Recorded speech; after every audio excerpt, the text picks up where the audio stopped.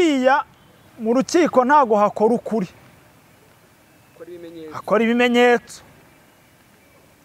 Iyi video ko kivugwa iramutse ihari, Bishop Harerimana yahanwa. Ariko iramutse idahari, Bishop Harerimana kwa kabiri yataha. Aranze muri uru rubanza akambere nakababwe yuko abakristo ba Zerafati baje gushyigikira mu bishop wabo, numvishe bahamagara ngo dadi wacu na mami baje kumushyigikira rwose, bakoza akantu kaduka twavuga ngo kashimishije bamwe, ariko nyine ku itangazamakuru kabangamye. Ntabwo bwatubujije, ahubwo Zerafati, itorero Zerafati Holy Church, abakristo baho bari bamanutse bakubise no kubwinshi, noneho basaba ubuyobozi bwa police ko yazanywe na police, babasaba ko bo bamukavaringa baramukikiza. Noneho amukikije yari yambaye n'agapfukamunwa na madamu yambaye agapfukamunwa, baramukikiza neza tuburaho tumenera, ku buryo wafataga ifoto ugafata umuzerafati. Impamvu twayifashe iko harimo ahubwo ibyo dushaka. Barazibatse, nta telefone bafite, nta nubwo bembe, ntago nyine ziri mu bushinjacyaha. Yego, umwava kumwaragira ati dufite abatanga buhamya yuko Bosco arengana. Mureke twongere tubasuhuze mwebwe mwese aho uherereye, we wakoze subscribe uhabwe umugisha n'Imana, nawe utarayikora ndagira ngo ukandeho tujye tubana umunsi ku munsi. Hano turi ku Muvugizi TV Rwanda, nta kindi rero kitwicaje hano imbere ya kamera. Tuvuye mu rubanza cyangwa se ku rukiko rw'ibanze rwa Kicukiro, ubwo twari tugiye gukurikirana urubanza rwa Bishop Harerimana Jean Bosco ndetse n'umudamu we Jeanne, ubwo bari bagiye kuburanishwa ku byaha baregwa. Ariko baregwa ibyaha bibiri, harimo icyaha cyo kwihesha ikintu cy'undi hakoreshejwe uburiganya, ndetse no kusebanya, no gushaka gusebanya hakoreshejwe amafoto y'urukoza soni. Aha, rero ndagira ngo utere agatebe tubane, nta wundi yagize ngo mbanze mbahereze incamake z'amakuru, nta wundi ni Bobo. Tuje rero mu kanya k'amakuru kubabwira ibirimo biravugwa, kandi turaza kugaruka ku wundi muhanzi witwa Silas wamenyekanye ku ndirimbo yitwa Bya Yesu ni ku murongo. Bivugwa ko nawe yaba amaze iminsi afashwe n'ubuyobozi bwa RIB ubwo yasambanyije umwana utujuje imyaka, ndetse akaba yaramuteye n'inda, akaba afungiye kuri sitasiyo ya RIB i Nyamata. Nyamata. Aha, rero yari Bobo ubasuhuza, ndabakunda cyane. Ushaka kutuvugisha urebe hasi kuri icyo kiganiro, hariho nimero, oya ntago ari muri comment, iraregistiye neza kuri link neza, aho ngaho aba handitseho urahita uyibona. Ariko n'abagira ubunebwe bwo gusoma ni 0788449416. Aha, rero ibintu byabaye agaterera nzambe, ibintu byagoranye, ibintu byafashe indi ntera. Ubwo twikubise ku rukiko rwa Kicukiro mu gitondo kuri uyu ku itariki 24 z'ukwezi kwa 10 2024, twageze ku rukiko saa 3 za mu gitondo, ariko Bishop Harerimana yageze mu masaha akabakaba saa 4, nibwo yahageze n'umudamu we. Habaye agashya karanze kuzanwa kwa Bishop Harerimana, yuko abakristo ba Zerafati bantunguye. Abakristo ba Zerafati bantunguye, bari bahari ku bwinshi ari benshi. Noneho bakoze igikorwa cyo gukavaringa umushumba kugira ngo tubone ifoto y'umushumba, byagoranye. byagoranye kuko baje baramutwikira, harimo n'abantu babyibushye koko, harimo abantu babyibushye koko kugira ngo tuzafate akavidewo cyangwa se amafoto byatugoye kuko Zerafati hafi ya yose yari yamanutse yiri Kicukiro yuzuye ariho iri, abana, abakuru, ababyeyi, abagabo bari bahari ku bwinshi. Rero babamanuye bageza mu cyumba bari bagiye kuburaniramo, bari kumwe n'umumetire umwe witwa Remy, ari wari ugiye kubaburanira.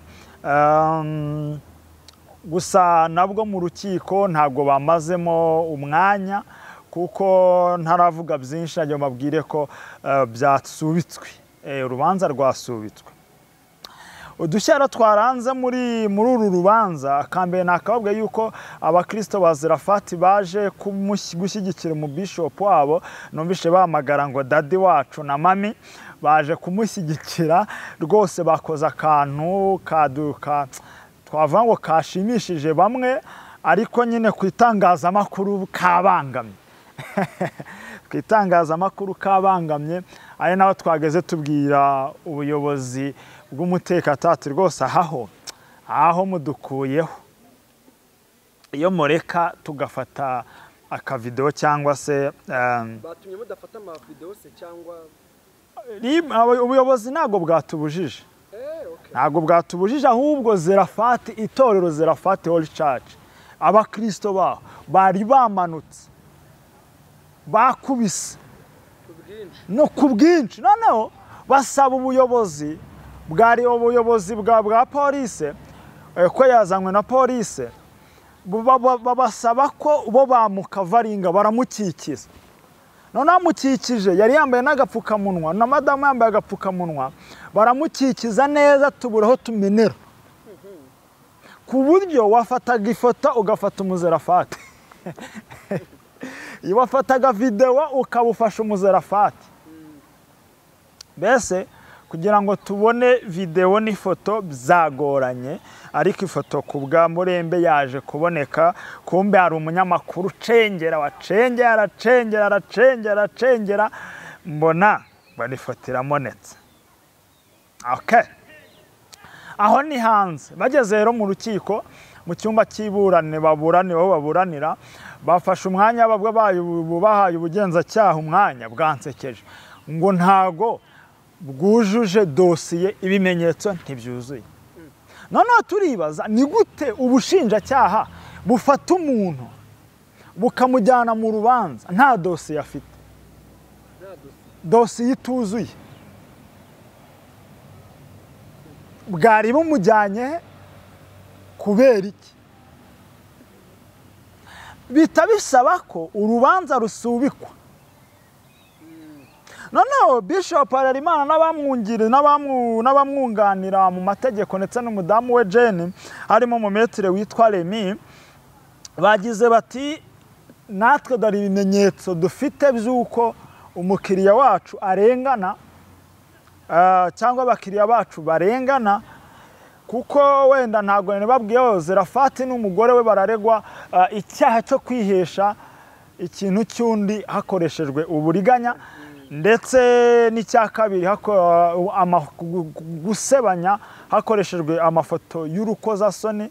Ariko hano hantu numvishe binugwanugwa ko atari amafoto, ahubwo hari video iri hanze, umwe wasengeraga umuntu wareze, undi nawe arimo arakamera. Noneho akaba yaramukameraga, umwe ngo yambaye ubusa wasengerwaga, bamusiga amavuta bari kumubohora. Ni ibivugwa si tubizi, gusa hari abavuze ko video bayibonye, nge Imana imfashe sinzayibone, ntago nyishaka pe, ko ntacyo nayimaza bigize icyaha, ariko birimo biravugwa.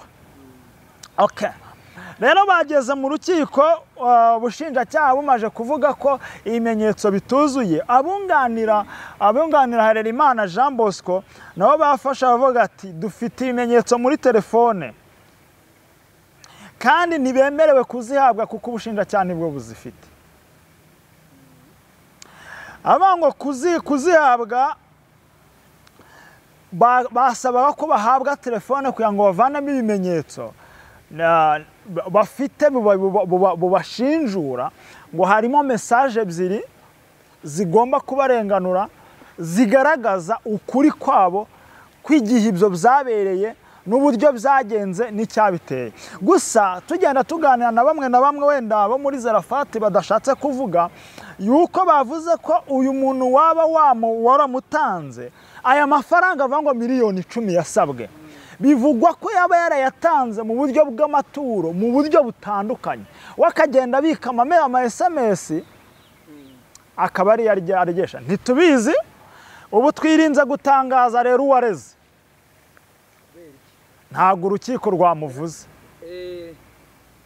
Gusa biranugwanugwa, ntabwo ndi bivuga izina, niba mutagejeje ko izina ndivuga ntaryo mvuze. Ariko uramuzi? Ntabwo muzi, winshirishamo, ntawe nzi. Oya, ntawe nzi. Kore ko bivuga nkaho wajya ngo uramuzi? Oya, ntawe nzi. Ari igihe babinugwanugwa amazina, hatuye, hakorera, ntabyo mbize, rero ibyo byijanditsemo naba mbeshye, kuko urukiko ntacyo rwatangaje. Ukaba urashaka gushidikanya ko Harerimana yazaba umwere? Harerimana kuba umwere hano birashoboka, kuko buriya mu rukiko ntago hakora ukuri, hakora ibimenyetso. Iyi video ko kivuga iramutse ihari, Bishop Harerimana yahanwa. Ariko iramutse idahari, Bishop Harerimana kwa kabiri yataha. Reka twimagine ko iyo video ihari, ubundi bwiramutse ihari, ihari koko, ubundi birakwiye nk'umukozi w'Imana akanumvishamo kameze ukuntu ngo bari kumusiga amavuta ngo yambaye ubusa. Oya, ntago mbizi ibyo n'umuntu ifite akayishyira hanze. Wibinyinjizamo ni tuntu natoraguye aho ngaho, tuba buri wese abavuga utwe.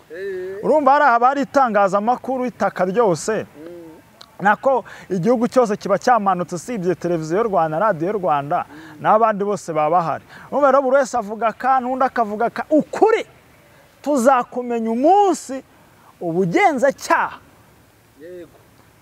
kimwe n'ubushinjacyaha icyo bazavuga kuri uru rubanza. Nongeye mvuga ngo harabonetse ibimenyetso ibi n'ibi, nabo ubwabo bitagaragaye bigatuma rusubikwa, naba mbeshye, urumva naba ngiye gutanga abazi ukuri. Mbese iyi ngiyi ni nka ni ukubateguza, kuko urubanza nyirizina barwimiye ku itariki 29 z'uku kwezi, ubwo ni kuwa kabiri mu gitondo.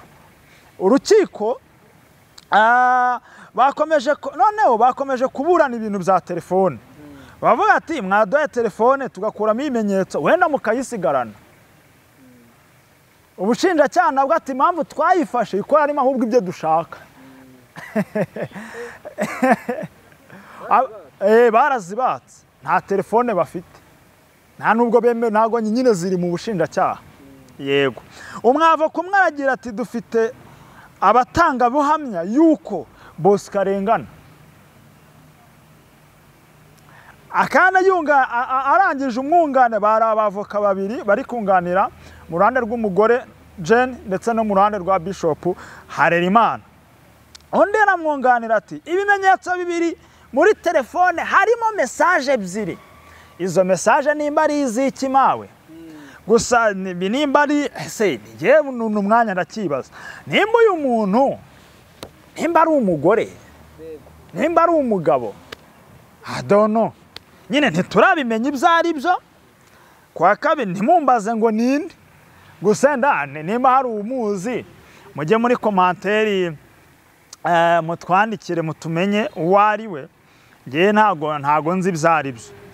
Umushinjacyaha yafashe irindi jambo bisa nkaho basoza, ava ngo iyo ni imikoranire y'ubushinjacyaha na RIB, ariko ntibireba urukiko. Bivuze ngo ubushinjacyaha bwavuga kubera gusaba telefone ngo bahabwe telefone, yuko bitareba abanyarukiko cya perezida w'urukiko, ahubwo bireba hagati ya ribu n'ufunzwe ndetse n'ubushinjacyaha. N'ubushinjacyaha nibo bemerewe kugira ngo baganire barebe ko iyo telefone bazihabwa ibyo bimenyetso byashinjura Zerafati, umushumba wa Zerafati wari caca ariwe Harerimana Jean Bosco, zamurenganura akaba yataha. Rero nimba ibyo bimenyetso afite bibiri hari icyo bizamumarira kugira ngo afungurwe. Gusa ikigaragara cyo bitewe no kwenda umuntu agenda aganira n'abantu yuko harimo akantu k'akagambane. Burya aba bakozi b'Imana naratunguwe ndanatangara, birimo biranambabaza muri no minsi ukuntu abapasitoro aho bagashigikiranye cyangwa abakozi b'Imana aho bagashigikiranye ari bo basenyana. Ubu nureba fata ku mavuta arafunze, umunsi w'iburanisha ryafata ku mavuta uzasanga abanyamakuru benshi yego baza bagiye gukora inkuru, ariko hari n'abazaba baje kumushyigikira kumutera ingabo mu bitugu. Ariko natangaye gusanga nta mupasitoro n'umwe uri ku rukiko ubwira ijambo Bishop Harerimana ngo Paul. Na Korode nawe uruhari se? Korode yaraje mu kazi. Yaraje mu kazi, inkuru nawe wayirekuye mbere. Yarari mu kazi kuko ni nawe ufite ibizibiti byinshi mwitegura umuriro ugiye kwaka hano. Urumva icyo navugaga? Birababaje kubona umushumba mugenzi wawe aguye muri iki kibazo, nube nashaka baricyo nipo nashaka baricyo. Burya umunyarwanda yaciye ngo imbohe ngimbwa iseka imbohe. Eske umugabo mbwaseka imbohe. Ni gute mugenzi wawe wabona aguye muri iki cyaha ukumva ko wakoma mu mashyi ntihagire umushumba n'umwe? Bitwa ngo bari muri foramu, ngo bafite itsinda riyobora abapasitora. Niba nakoteza rero ati katurebe ko umuvandimwe yagira. Tureke no gukoteza, babireke. Itorero Zerafati nabonye ryihagije. Nagiye mu manza nyinshi, ariko niwe mushumba nabonye itorero ryamanutse, kandi byanyibwiriye ngo ubu ngubu nituraza. Mbese bari inyuma y'umushumba, umva kandi ariko ikibabaje nanone byayongwe wajyaga kabara n'umudiyakoni. Harya Yongwe ubundi atahari wagiye kumwakira kuko ari no kubura nari umudiyakoni igeze ubona. Ni itangazamakuru gusa. Ni itangazamakuru gusa. Yajyaga kumureba. Yajyaga kumwakira. Bosco rero Harerimana gusa abakristo ba Zerafati nabakunze pe. Nabakunze cyane. Ririya torero niryongera kubaho aricyo tugiye kugarukaho mu kanya, tunasa nkaho tugisorezaho ku bya Zerafati. Noneho nge nibaze nyuma yaha tugaruke kuri leta cyangwa RGB ifata ibyemezo. Ni gute umuntu utarahamwa n'icyaha wari warahawe ubuzima gatozi bw'idini cyangwa itorero bahita bamwambura ubuzima gatozi atarahamwa n'icyaha, ukuri kutaragaragara? Ibi bintu byo bishatse gusobanura iki? Noneho andi matorero urebye liste bavuga itorero runaka bagera kuri Zerafati wari caci ngo riyobowe na Bishop Harerimana Jean Bosco. Ibi byo twibaze kuri RGB bwo bishatse gusobanura iki? Umuntu ntarahamwa n'icyaha ariko hahise habaho kwamburwa ubuzima gatozi direct. Eske urusengero bafite ntirwujuje ibisabwa? Urusengero bafite ntirwubatse neza? Urusengero bafite ruri mu manegeka nk'urwo nabonye kuri ADPR Rukiri?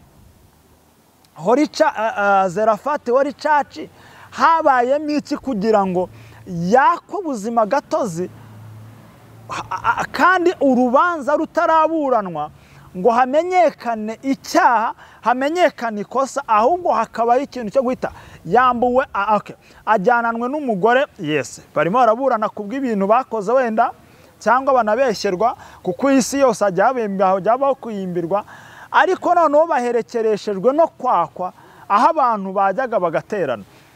Wenda dusipoze ke uyu mwanya abazerafate iyo baba bafite urusengero bari kuba bari kujya no guterana bagahumurizanya kugira ngo intama zidatatana, ariko wenda ntabwo twakwinjira mu buyobozi bwite, bafite impamvu yabikoze, nta nubwo baratangaza impamvu yabyo, ntabwo izwi, ariko nanone nk'abantu bakuru tubisesenguye turibaza tukibaza bikaducanga, kuki bacunze umushumba wa Zerafati Holy Church afunzwe ataranaburana ngo hamwe n'icyaha cyangwa ngo ababarirwe wenda ngo akurikireho process yo kuba bakurikirana iby'urusengero, babifatanyirije hamwe babikoreye igihe kimwe, bivuze ngo ubu twitegura imanza ebyiri, azarangira urubanza rw'ibi byaha bari kuregwa, hakurikireho no kuba babaza impamvu bambuwe ubuzima gatozi, kuko uyu mwanya iyo uganiriye n'abazerafate nubwo ataratwemera kuza gutanga ikiganiro, gusa reka wenda nararenga ahangaha ngira ikintu nisabira abantu ba Zerafati, mureke gutererana umushumba wanyu. Nimba hari ukuri muzi, nimba hari ikintu muzi neza kuri ibi bintu, muze mutambuke muvane urujijo mu bantu. Ese ni gute mubona ko umubyeyi wanyu atewe mugaceceka? Kuza ku rukiko ntibihagije gusa, arababona, ariko akeneye basi kubona ko hari icyo mwanakoze muri iri tangazamakuru ririmo riravuga buri kimwe. Bobo ndaza mvuga ibyo nshatse, Pastor Claude aje avuga ibindi yiboneye yisesenguriye muri we, impanuro izisesengure, n'abandi baza basesengure bijyanye nuko babyumva.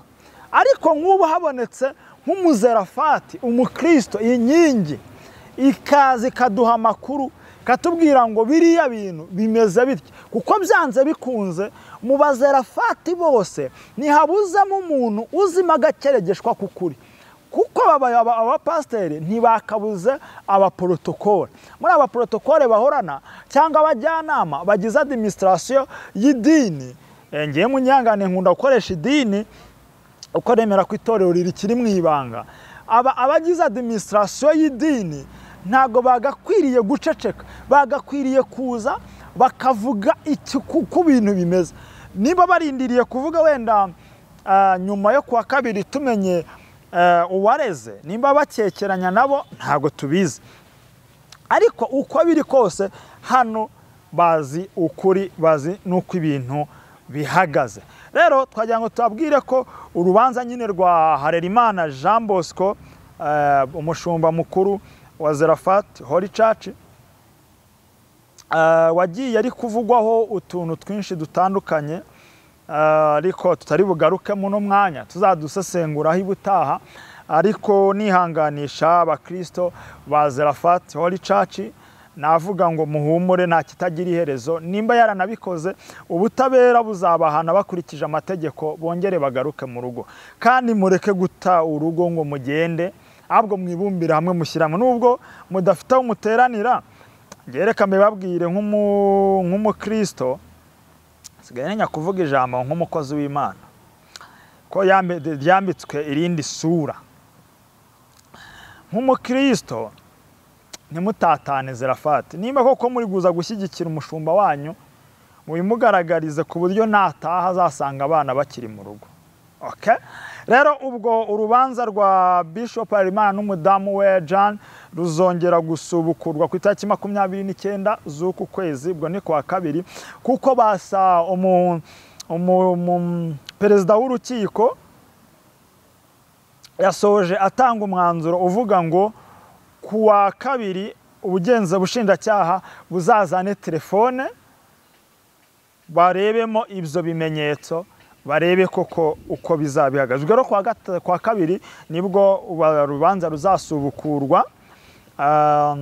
Uregwa we ntabwo turamumenya kameme, ariko wenda kwa kabiri tuzamumenya, ntibigeze banamuvuga. Noneho ariko hari akantu nibagiwe, nari nibagiwe aka kantu. Reka aba bantu abakristo ba Zarephath Holy Church musuzume neza aba bavoka bari kuburanira umubyeyi wanyu, kuko aba bavoka bishobora kurangira ahubwo babashyirishemo ngewe twabonye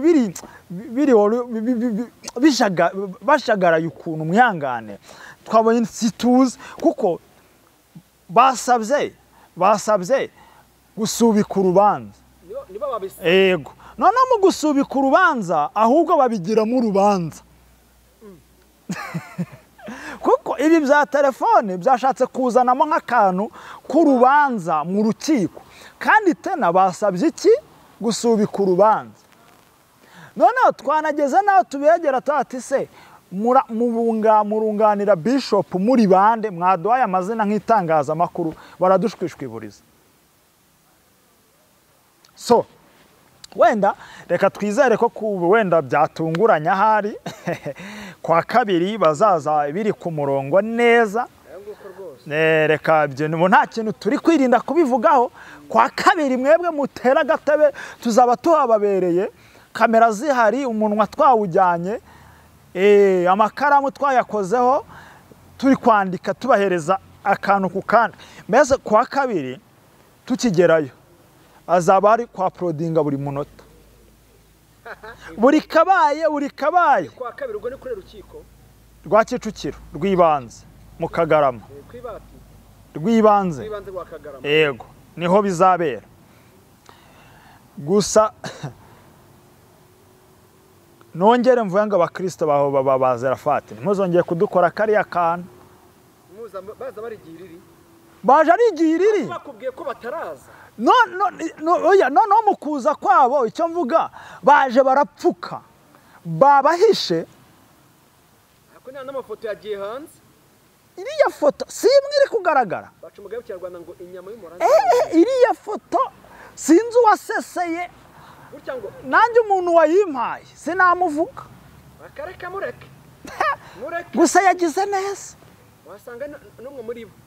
Oya, na Yesu umuntu umwe azare ari. Oya, ntago ari umwe muri bo. Oya, ndabizi neza aho naruburana. Ni umunyamakuru waseseye baragafasha. Naye nzaza nawe umukirisitu nyama hagati. Okay. Ugana ku musozo rero. Inkuru iracyahari. Amaye. Umuntu ibya Yesu ni ku murongo. Urava mu murongo harinjira mundi mu mwanya wawe. Urava mu murongo kuwusubiramo bizakurushya. Bavuga yuko umukene n'ubwari byari. Ariko ni wabibatumye. Aha. Bavuga yuko ry'abana batari ko n'ubwari ibyo ni wa. Ibyo bizanyute kandi. Sorry. Biravugwa ko yafunzwe ariko ntiyabibatumye. Ariko nibyo nubwo tubivuga ntiyabidutumye. Bavuga ko yafungwa ariko nubwo ari ibyo ntiyabidutumye. Aha.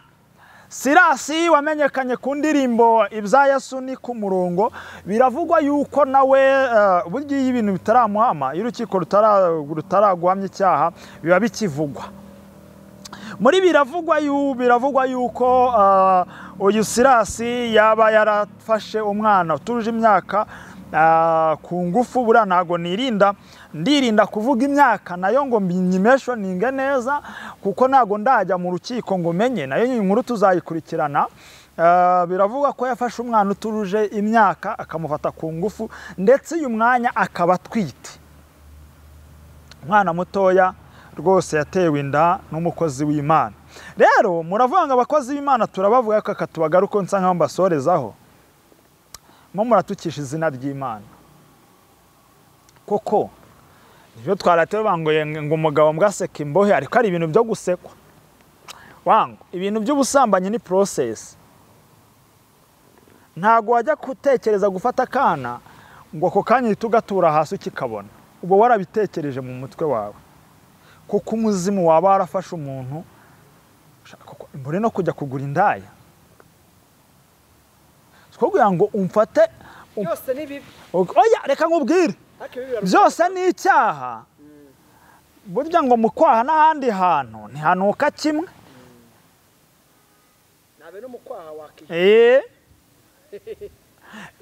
nimbe no gufata inkuru ngo naguze indaya mani nitwe tukuvuga idini rikagutenga n'ubundi sasa ariko yaratenze yego tubivuge none Sirasi yaratenze ariko ngo niyemeraga umugore ngo amunaga ari umukecuru yari yaramubari baratandukanye none ntiyabanaga n'umugore yari yaramutaye bakimara kumenya rero ko umugore we ngo yigeze gukubitwa na Sirasi urango ukuntu amubonye Sirasi yari akabaga burya mugabo nyamshamo umugabo yubaha hari hose Sirasi yigeze gukubita umugore we rero amuzirije iki ngo ari umwana bareraga wabyariye mu rugo Sirasi nawe azajya ashaka kugira gute kureba uko yigenza ngo umugore waraje akibibaza barakubiswe naho bahereye batana baratandukanye ejo bundi rero yumva ko uwo mwana nawe yafashwe ku ngufu ngo akibyumva umugore we niwe wagiye kumwifatira mwijyanira kwa muganga gagezeyo ko asanga aratwite rero ngayo nguko ibirimo biravugwa muri gospel yabaye sinzi yabaye yanyereye harimo aravugwamo amakuru mabi gusa yanyereye gospel uyu mwanya ntituzi icyo turi bukore situzi ngo izina ry'Imana irongera guhabwa ariko Imana y'ubwayo ihora ifite icyubahiro cyayo ariko izina ry'Imana turi kuritukisha izina ry'Imana turimo turarigayisha twitwaje Bibiliya twitwaje ijambo ry'Imana kandi tukarikoreramo amafuti rero ngaho ngibyo icyo mbonaho gusa Zerafati ariwe Bosco Harerimana umushumba wabo ntibateshuke mukomere mwuko ngafunzwe ngende kubikora nk'umunyamakuru ariko nirengagije umukuru ko ndi umukristo ntago nkijijwe cyane nabo barafunze abantu b'Imana nabo rero bagume ku mukozi wabo nka yacitse amabere ni ibintu bibaho kandi umugabo wese uko benda kose gufungwa ku mugabo rigitangaza ni ibintu bibaho Petero yarafunzwe itoro rigira umwete wo kumusengera rero Zerafati hori cyane nubwo umushumba wanyu afunze n'idini ryanyu cyangwa inyubako yanyu mwuyubakiye ikabi yarahagaritswe yarafunzwe yarambuwe ubuzima gatozi burundu ntimuteshuke ntimucike intege ahubwo mugende mupfukame musenge musabe Imana ibariyo ibakomeza ibarengere kandi bayobore icyo mukwiriye gukora rero ndizera ko kuwa kabiri tuzahahurira muri benshi ariko nongere mbasabe nsohoka ngenda mba muri iki kiganiro nyicumbikira aha abazerafati mudufashe muzukuri buranja ntangara iyo wibeshye ukavuga Apotre Gitwaza gato